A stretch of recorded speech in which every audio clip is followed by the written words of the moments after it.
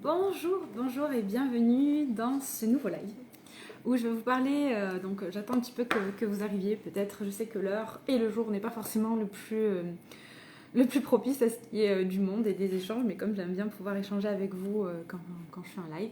Voilà. Donc j'en profite pour vous expliquer un petit peu. Aujourd'hui, je vais vous parler de quelque chose qui est différent et de ce que je ne parle pas forcément habituellement. Donc je suis sur bonjour Facebook, bonjour Instagram.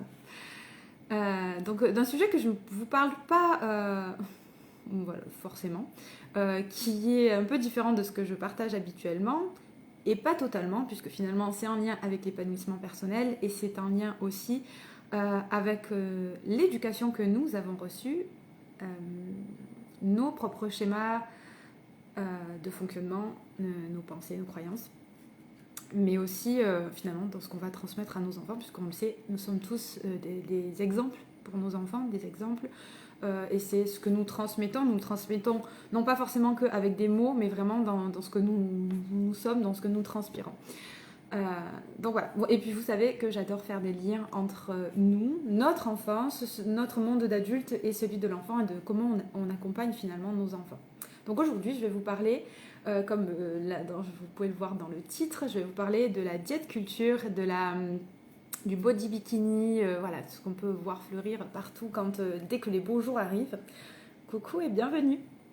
Donc sujet un petit peu différent de ce que je partage habituellement, comme je le disais, mais qui est quand même en lien, et vous allez voir aussi pourquoi et quel lien, pour moi en tout cas, j'y trouve. Donc il y a quelques jours, en fait, je vous parle de ça parce que je le sais à chaque fois, depuis que moi, personnellement, en tout cas, j'ai changé cette vision. Et vous le savez, ici, je ne vous partage que ce qui est juste pour moi, en fait, la vérité à laquelle j'adhère et ma vision. Ce qui ne veut pas dire que vous devez y adhérer et que c'est forcément la seule.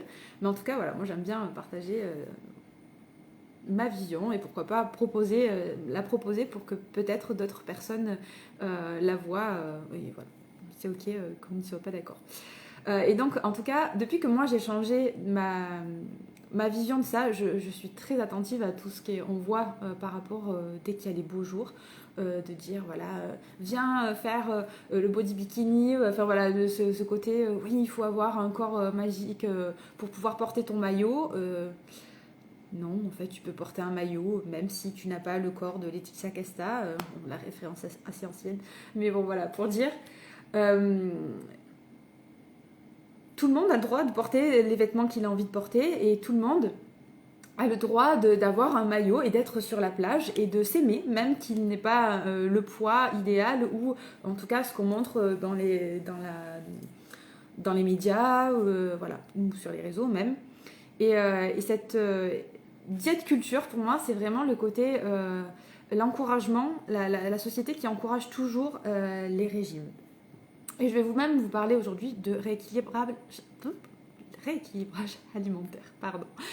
Il y a quelques jours, donc, je vous disais, j'ai fait une story par rapport à ça en disant que vous n'avez pas besoin de vouloir maigrir, vous n'avez pas besoin de ça au printemps, en fait. Donc, c'était la story que je vous ai partagée, c'est en disant, vous avez juste besoin de vous aimer, de vous accepter, en fait. Et donc j'ai eu des retours en message privé, notamment avec un échange que j'ai eu très intéressant avec l'une d'entre vous, qui me disait mais je ne suis pas d'accord, et je comprends, parce que moi-même je n'étais pas d'accord avec ce genre de discours il y a quelques années, qui disait je ne suis pas d'accord parce que je pense qu'on peut pas, ça ne suffit pas de s'aimer et de s'accepter. Alors je voulais développer justement dans un live parce que je voulais développer cette idée quand je vous dis qu'il faut vous accepter. C'est dans l'idée que parce que suite à cet échange, en fait, pour vous resituer pourquoi je voulais vraiment vous parler de ça, coucou, bienvenue. N'hésitez pas à d'ailleurs commenter par rapport à ce sujet si ça vous intéresse. Mais dans cette idée donc d'être dans l'acceptation, je ne dis pas que ça ne veut pas dire qu'on peut changer et prendre soin de soi. Parce qu'il était question de ça donc en message privé, de dire ah ben non, c'est bien de se donner de la bonne nourriture et de mettre son corps en mouvement, de faire du sport, etc. Oui, c'est très très bien de faire du sport, de faire, mais pas du sport, mais une activité physique où notre corps bouge, où on sent notre corps vivre, on le sent, voilà, on peut le renforcer aussi, renforcer notre cœur. Oui, mais pour ça, il faut le faire d'une énergie qui part de l'amour et de l'acceptation. Parce que si on le fait parce que il faut que je rentre dans tel jean, que j'ai ce poids, que j'ai cette forme de corps, on part d'une négation de nous-mêmes. C'est-à-dire qu'on part dans une lutte contre nous-mêmes parce qu'on n'aime pas le reflet qu'on a, on n'aime pas le corps que l'on a ou l'image qu'on peut renvoyer parce que la société nous renvoie ça, qu'il faut être maigre, il faut être comme ci, il faut être comme ça. Et donc là, dans ce que je voulais dire par rapport à ça, c'est que s'accepter d'abord, accepter, c'est comme quand je vous parle, je vous dis à longueur de temps de s'accepter, soit d'accepter nos émotions. Quand on apprend à accepter tout, donc c'est ce que je vous dis, les émotions, les parties qu'on n'aime pas trop voir de nous, des réactions qu'on n'aime pas trop voir de nous, quand on prend le temps d'accueillir ça, de les accepter, après on s'apporte le meilleur. Pour vous donner un exemple, pourquoi je vous dis ça? Si vous n'aimez pas votre corps en premier, inconditionnellement, comme je vous dis, donc voilà, vous pouvez aimer votre colère, vous pouvez aimer, parce que tout est là pour une raison. Vous pouvez aimer vos blessures, vous pouvez aimer vos schémas dans lesquels vous avez fonctionné depuis votre putain d'enfance, parce que c'est sur ça que vous avez été construit. Ça ne veut pas dire que les accepter, ça ne veut pas dire ne pas les changer à un moment donné ou choisir autre chose. C'est juste que, ok, c'était là jusqu'à maintenant, je le vois, je l'accepte, c'est ok que c'était là. Maintenant, qu'est-ce que je veux faire? Qu'est-ce que je choisis? Et par rapport au corps, si je reviens vraiment au corps, déjà, on a souvent une image distorsionnée de notre propre corps. On n'a pas la bonne image de ce qu'elle renvoie. D'ailleurs, ça se valide quand on voit une personne qui a perdu énormément de poids suite justement soit à un régime, soit à des opérations, soit à plein de choses.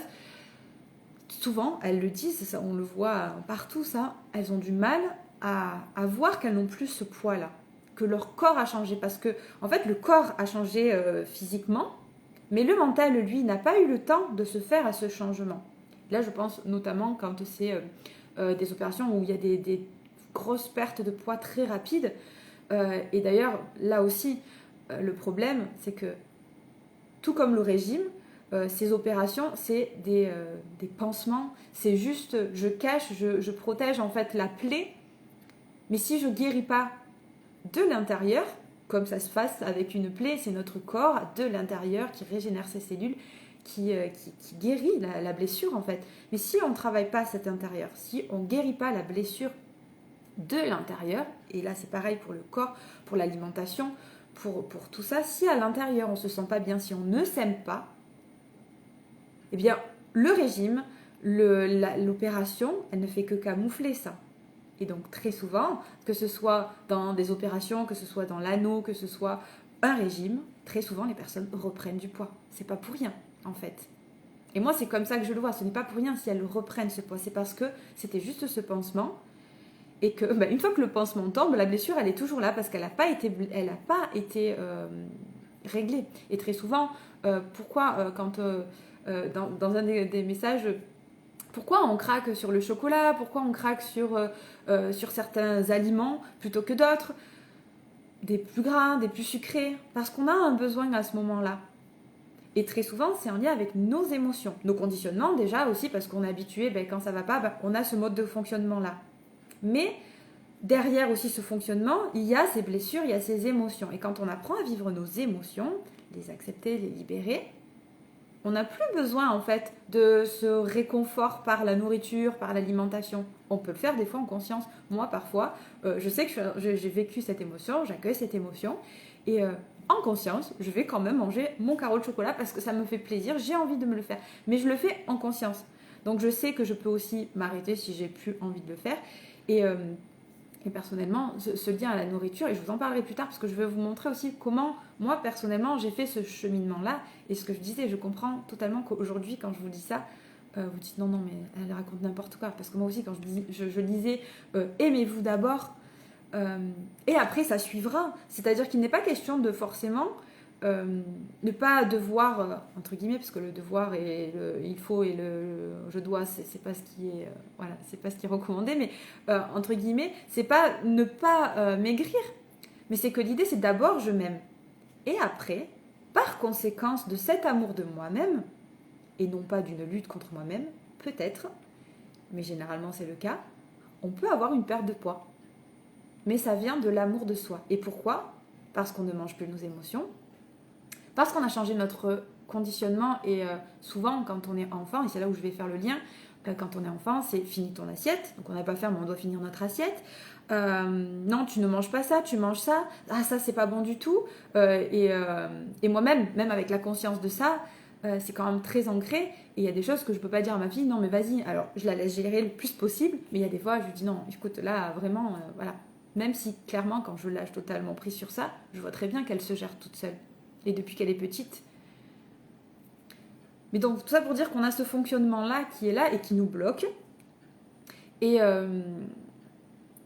je voulais vous donner un exemple. Donc c'est pas l'objectif la perte de poids, mais ça peut être une conséquence en fait. C'est-à-dire que quand on se sent mieux, quand on s'aime, on va s'apporter, quand on est conscient de ce qui se passe à l'intérieur, quand on est conscient de son corps. Et c'est là où la sophrologie, sur 2 points, je vous parlais de l'image de soi et cette écoute du corps qui est importante, parce que quand on écoute son corps, on sait qu'on a une émotion qui arrive, on sait qu'on a tel besoin, telle envie, vraiment, voilà, notre corps, quand on l'écoute, et c'est là où je disais par rapport aux enfants que quand on les laisse gérer, ils savent.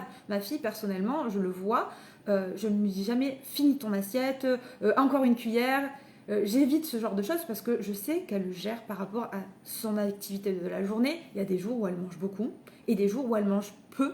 Mais c'est ok, et elle se régule, et je le vois très bien qu'elle se régule. La seule chose que je lui dis, c'est est-ce que tu es sûre vraiment de ne plus avoir faim ? Parce que c'est arrivé que 1 heure après, elle me dit maman j'ai faim, parce que juste en fait elle voulait plus manger parce qu'elle voulait aller jouer ou autre. Donc là je lui dis juste est-ce que tu es sûre que tu n'as plus faim ? Est-ce que ton ventre est bien rempli ? Est-ce que voilà, tu te sens bien, t'es sûre ? C'est la seule chose. Après je ne veux pas, parce que je considère que je ne peux pas savoir à sa place le besoin de son corps. Tandis que elle, qui est encore connectée, parce qu'elle n'a pas tous ces conditionnements-là, elle est connectée à ses besoins et elle sait dire si elle a encore faim ou pas.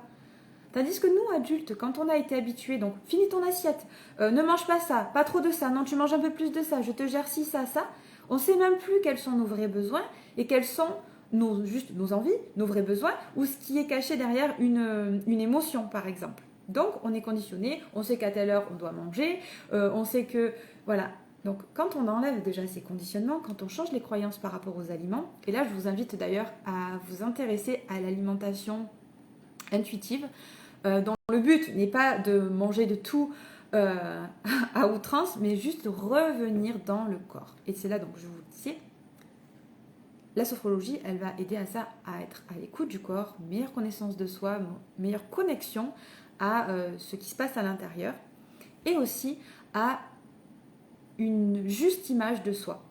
Parce qu'on va aussi travailler cette image qui est la plus juste, la moins distorsionnée de nous-mêmes. Parce que depuis notre enfance, notre image, elle est distorsionnée par les injonctions de la société. On a une façon de voir notre corps, de le voir qu'avec des défauts et pas voir forcément ce qu'il y a de beau. Et donc on se focalise, comme on a l'habitude de le faire pour toute autre chose, on se focalise toujours sur le négatif ou ce qu'on ne veut pas, plutôt que ce qu'on a, sur quoi on est content, sur pourquoi on a de la gratitude, etc.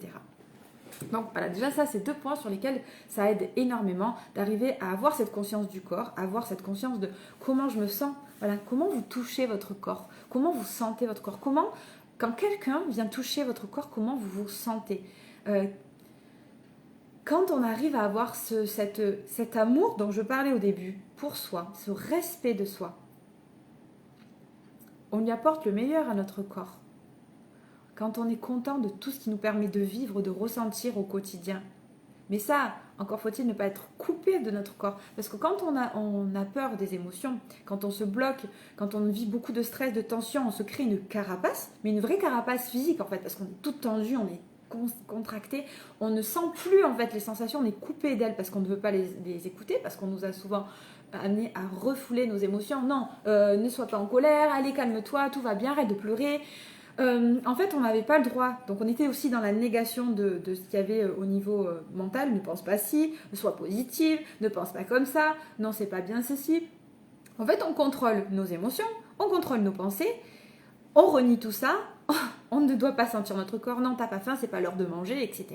Et donc, on se coupe de tout ça. On se coupe des émotions, on se coupe des pensées, dont on n'a pas conscience, même si elle continue à agir, parce que tout ça continue à fonctionner, hein, notre corps, notre pensée et nos émotions, tout ça continue à fonctionner, sauf qu'on n'en est pas conscient. Et donc, plutôt comment le dire, plutôt que d'être dans voilà, je n'aime pas mon corps, je ne suis pas bien, il faut que je change, il faut que j'arrête de manger, il faut clairement, dites-moi, qui, en étant dans le contrôle, peut tenir déjà sur la longueur, peut rester motivé sur la longueur dans un régime. Combien il y en a qui, après un régime, ça a fait l'effet yo-yo, parce que ça part de la négation de soi. Je ne veux pas me voir comme ça, je veux me changer. Et c'est pareil dans le développement personnel. Je ne veux pas être comme ça, je ne veux pas être dans le jugement, je ne veux pas être énervée, je ne veux pas...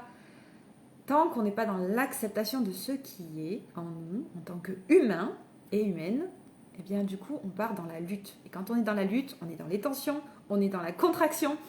Et il n'y a rien de beau qui naît de ça. Donc on est dans la colère, on est dans la peur, on est dans ces émotions-là qui sont plutôt inconfortables. Tandis que si on part toujours de l'amour, et je vais vous donner pour ça, je vais vous donner un autre exemple, votre enfant, vos enfants, vous les aimez. Vous les aimez et vous attendez pas qu'ils soient un peu moins potelés, un peu moins, qui mangent un peu moins de chocolat, qui respectent un peu plus les règles, qui ne vivent pas leurs émotions pour les aimer. Vous les aimez et parce que vous les aimez, inconditionnellement, vous leur apportez le meilleur. Vous voulez leur apporter le meilleur. Donc, vous essayez de leur transmettre une bonne hygiène, de bonnes bases. Vous essayez de leur apprendre à vivre leurs émotions. Vous les accompagnez là-dedans parce que d'abord, vous les aimez. Et par cet amour, vous voulez leur transmettre ça. C'est pareil pour notre corps. Parce qu'on va l'aimer, parce qu'on va l'accepter, même si il a de la cellulite, même s'il a les fesses flasques, même s'il a les seins qui tombent, même s'il a un nez comme ci ou un truc comme ça, des pieds comme ça, peu importe la partie du corps que vous n'aimez pas, que ce soit pour le poids ou même pour des détails, quand vous l'aimez, pour ça, après vous allez avoir envie de lui apporter ce dont il a besoin. Merci mon corps, enfin, c'est notre temple, c'est notre plus grande richesse, c'est notre vaisseau. Notre corps, on doit en prendre soin en fait. Et quand on accepte tel qu'il est, on veut lui apporter le meilleur. On est à l'écoute. Ok, mon corps, dis-moi, qu'est-ce que tu as besoin là? Qu'est-ce que tu as envie? Et c'est là où je vais vous faire donc moi mon cheminement par rapport à ça. Parce que je pense que cette image, peut-être, elle vous aura parlé, en tout cas vis-à-vis de l'enfant, parce que c'est vrai. Moi, personnellement, j'ai toujours donc eu cette image distorsionnée vraiment de moi-même, puisque on voit souvent des adultes dire ah non mais je suis comme ci, ah non mais je suis comme ça, je peux pas mettre la robe parce que je suis un peu trop forte, un peu parce que ceci. Donc en fait, moi j'ai grandi comme ça, et aujourd'hui quand je me vois, quand j'étais au collège, je me dis non mais ça va pas bien en fait. T'étais vraiment pas consciente. Je me voyais grosse, plus grosse que je ne l'étais, alors que j'avais un corps tout à fait normal pour une adolescente. J'avais rien de particulier. Et c'est là où je dis bien, quand je parlais de diète culture, c'est qu'en fait, on nous fait croire que c'est quand on est à un certain poids, quand on est un peu plus mince, qu'il y a un poids en fait acceptable et que d'autres ne le sont pas en fait. Alors que non, on peut être heureux même si on a un peu plus de poids. On peut être à l'aise dans des vêtements, même si on doit porter du 44 ou du 40 ou du 46 ou du 48, peu importe en fait, que ce soit du 36 ou du 46, peu importe. C'est la société qui a décidé que un 38 ou un 40, ou j'en sais même pas, je sais même pas dire quelle serait la taille idéale, mais c'est la société qui projette ça. Le poids, la taille, c'est neutre. C'est quelque chose de neutre, totalement neutre.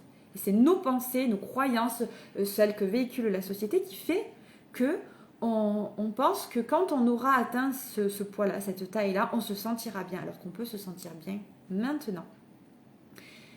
Et donc c'est vraiment dans cette idée de ne pas vouloir maigrir, vraiment. J'insiste vraiment sur ça, c'est de ne pas vouloir maigrir. L'objectif, c'est de se réconcilier, de faire la paix avec notre corps, d'aimer notre corps. Et donc, je vous disais, moi, j'avais cette distorsion. Je voulais aussi maigrir, je voulais avoir un corps comme je l'entendais. En plus, je me comparais à des filles qui, dans ma classe, faisaient beaucoup d'heures de sport. Elles faisaient de la gymnastique, donc elles étaient assez musclées, très fines. Donc, déjà, on a toutes des morphologies différentes, on est tous uniques. Mais ça veut pas dire qu'on est plus comme ci ou plus comme ça, qu'on est plus valable ou plus aimable. Ça n'a rien à voir, mais vraiment rien à voir. Mais quand on est ado, c'est compliqué de toute manière à le comprendre.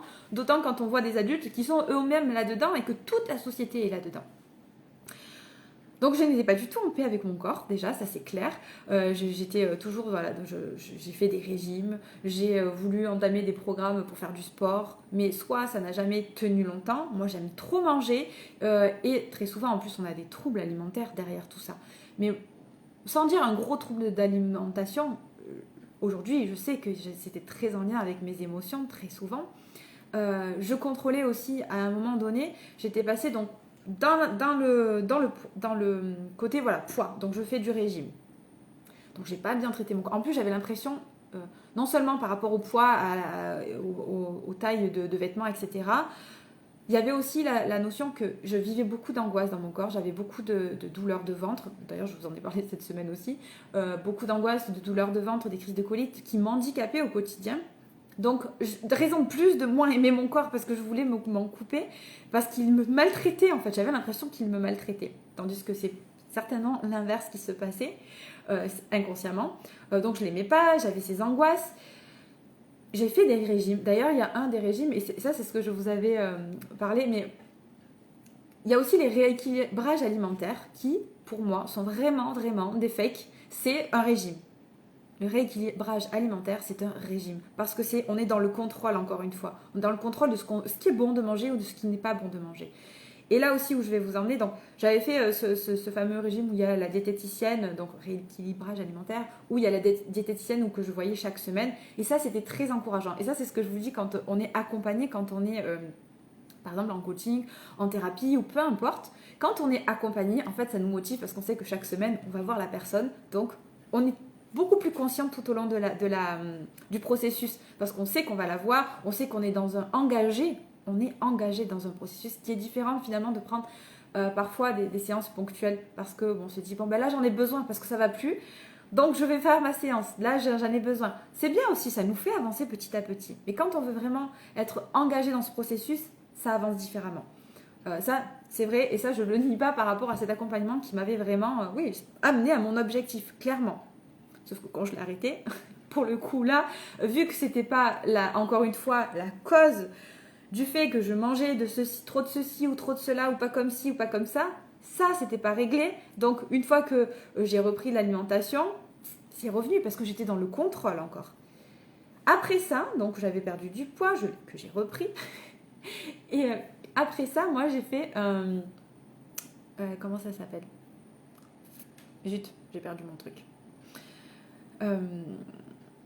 Oui, j'étais partie en fait, et ça m'avait aussi aidé. J'étais beaucoup dans, mon Dieu, tout ce qui est industriel, j'en veux plus. Je mange le plus possible que de bio, que des bonnes choses, des légumes. Je me faisais des bowl cakes, voilà. Donc j'étais dans, ok, je mange que ça, et notamment aussi pour mes crises avec mes douleurs au ventre. Donc j'étais dans ça.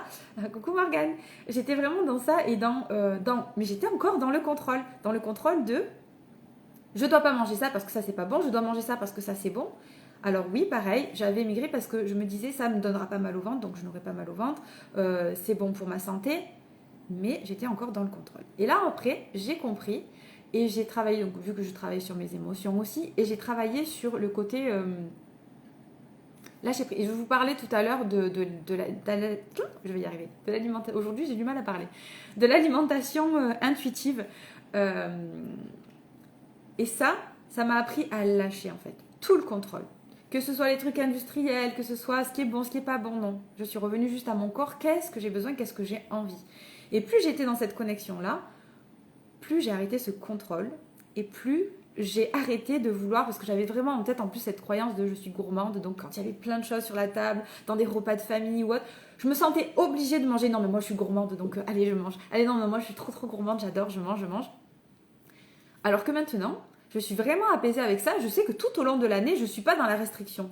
Donc, tout au long de l'année, si j'ai envie d'aller m'acheter quelque chose à manger parce que j'en ai envie, ou même je sens que c'est un besoin, je vais le faire. Je ne suis pas dans la restriction, donc forcément, je ne vais pas me jeter sur quand il y a des grands buffets où, vous savez, des fois, il y a des trucs à volonté.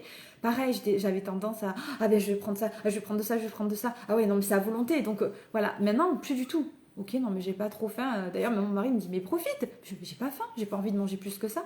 Et là, à Pâques, ça s'est confirmé aussi, c'est que il y avait plein de chocolat, il y avait plein de gâteaux. J'ai mangé mon repas.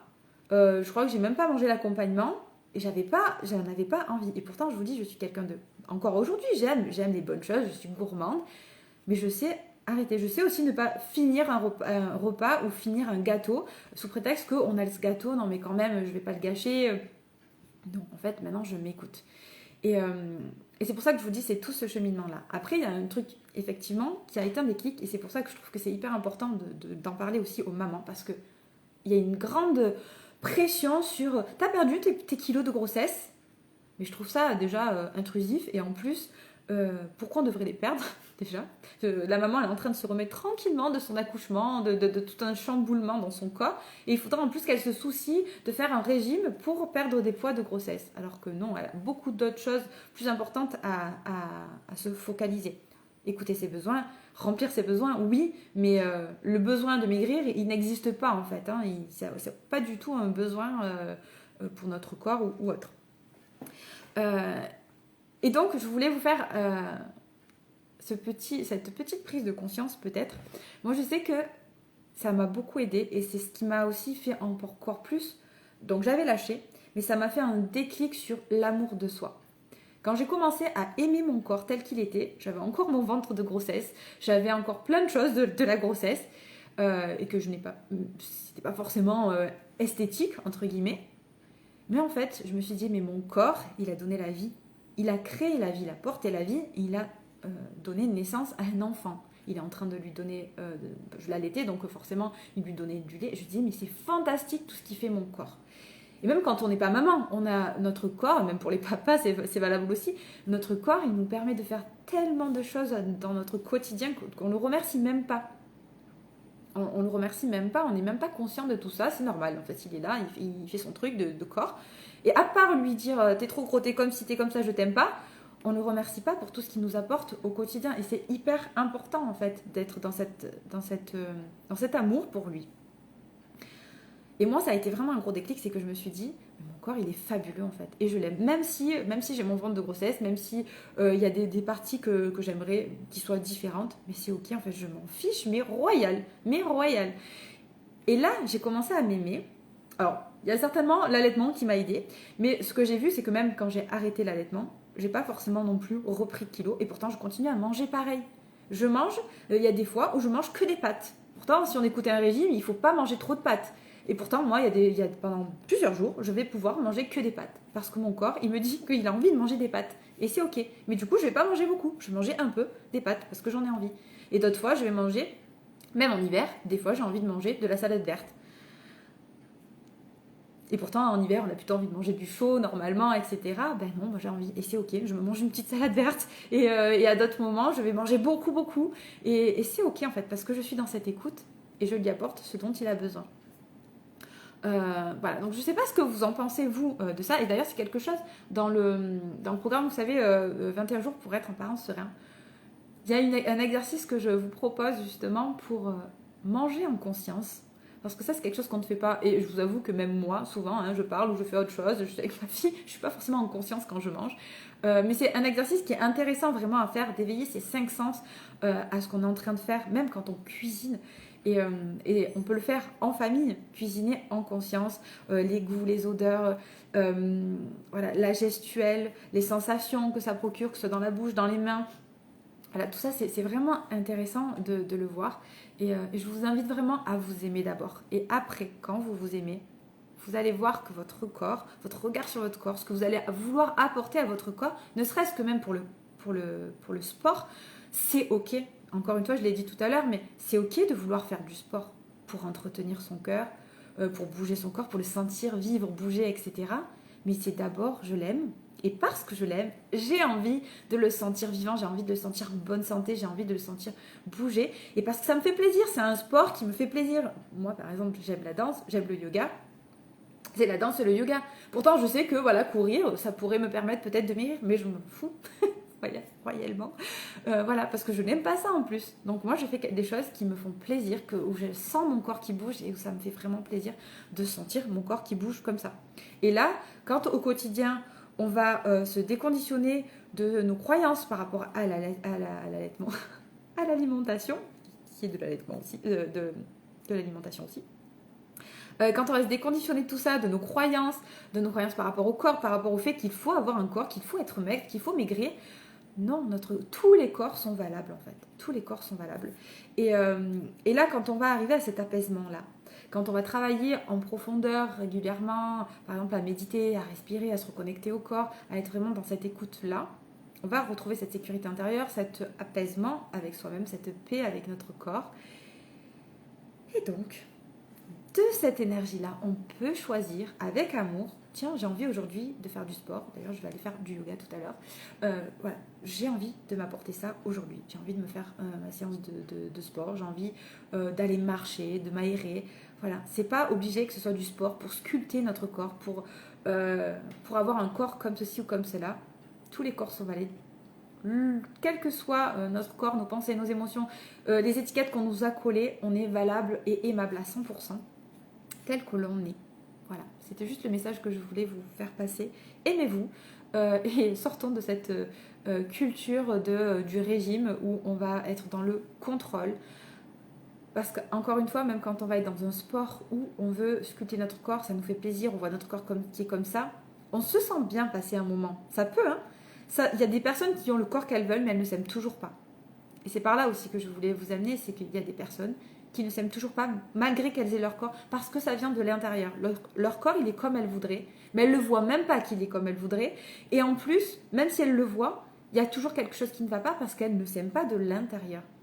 Et moi, je suis persuadée que tant qu'on ne s'aime pas, même quand on arrive à notre objectif, en fait, ça ne changera pas. On ne s'aimera toujours pas parce que si c'est pas le poids, c'est autre chose. Si c'est pas l'autre chose, c'est encore une autre. Donc, aimez-vous. aimez-vous d'abord. Voilà, j'espère que ce petit live vous aura plu et peut-être a éveillé plein de questionnements comme ça a pu l'être pour la story parce que je comprends encore une fois, ça vient bousculer des choses et si ça vient les réveiller, c'est pas pour rien non plus. Donc voilà, n'hésitez pas à venir en parler avec moi en message privé. Voilà, je serais ravie de communiquer avec vous à ce sujet-là. Voilà, je vous fais plein de bisous, aimez-vous et apportez-vous le meilleur de ce dont votre corps, votre mental et vos émotions ont besoin.